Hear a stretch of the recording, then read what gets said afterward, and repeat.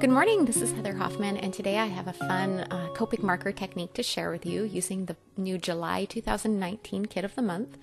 I'm going to be using 3 different Copic colors. I kind of picked a summery blend of colors, Y17, YR16, and R14.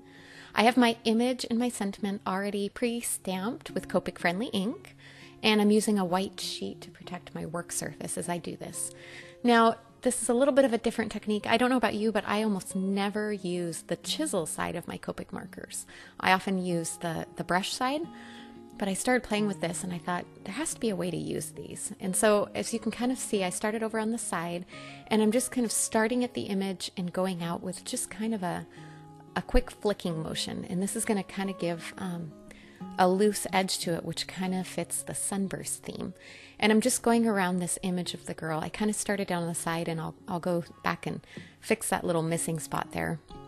But because this isn't a square or a perfectly circular image, you just kind of have to play with the different angles to kind of get it to work the way that you want. And I'm alternating back and forth between the colors. I'm starting with the yellow, then moving to the orange, and then moving to that kind of coral red color as well. And just picking it up each time and changing it. It really doesn't take very long to go around and do this. And if you mess up, you just kind of do it again. It's a pretty loose and easy technique. And I love the way it makes your image pop. It's kind of a fun, different way of doing that. But as I finish up the end there, you notice I'm going to go back over to where I started and fill back in the color that I'm missing there.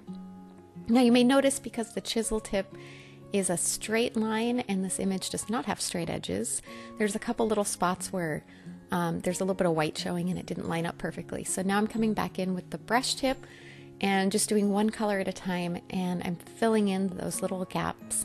The other thing that this does is you fill in those little gaps, it also adds a little bit of a deeper bit of an image there. So it kind of helps outline and make that image pop even a little bit more, which is a great little addition to this. And it's so easy just to come back really quick and fill those spots in. So I've just about finished with the red and the orange. I'm going to come back and do the same with the yellow. On this, I didn't switch back and forth between the colors, a little less lid taking on and off. And I suppose even with the other, you don't have to put the lids back on each time. It's just the way my brain works, I had to do that. Now I wanted just to add a little more depth to this. So I'm coming back one more time, coming out with each color, only this time I'm not going all the way out to the edge. So this is going to add a little bit of depth and difference in those sun rays. So I'm just kind of trying to do a shorter flicking motion on these and just kind of layering up the color a little bit more. And because I have my lines all planned out already and in place, I don't have to swap between colors this time. I'm just going back in and doing all the yellow, all the orange, and all the red. So now as that winds down to a close, I'm going to go ahead. I actually I'd videotaped or thought I'd videotaped coloring in this image just using a variety of warm gray Copic markers.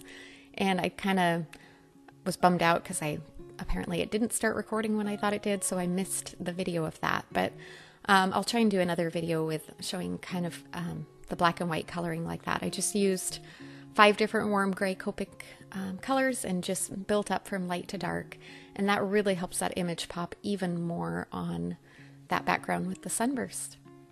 Now I'm going to layer it up on some coordinating cardstock colors, and I'm just starting with one color, and I've trimmed all these panels of colored cardstock to the size of an A2 card panel, and my white panel there I've trimmed smaller, and I'm just layering them up, adhering them, trimming the extra off with my paper trimmer so I get a perfect little border around. You could pre-trim them, but I find it easier to line these up by just layering and then trimming them after I've adhered them together. And then once I have that last layer on there, I'll just adhere that entire panel onto a white card base. Instead of using my colored cardstock for the card base, this helps stretch the more expensive colored cardstock a little bit further. All right, there we go. Super simple and easy. It's nice and thick with all the cardstock layers, but it's still flat and easy to mail as well. And kind of a fun, different way to use your Copic markers. Thanks so much for stopping by. I hope you have a wonderful day.